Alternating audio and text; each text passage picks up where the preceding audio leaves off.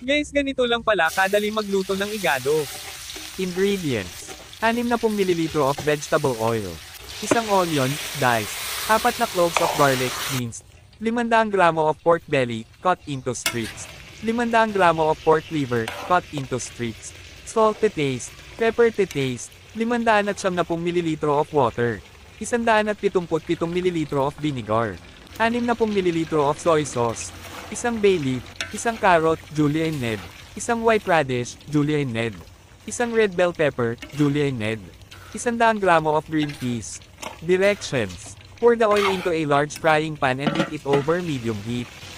Then, saute the onion and garlic. Add the pork belly, cook until lightly brown, and then add the pork liver.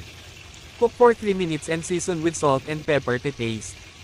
Next, pour in 355 ml of water and let it boil.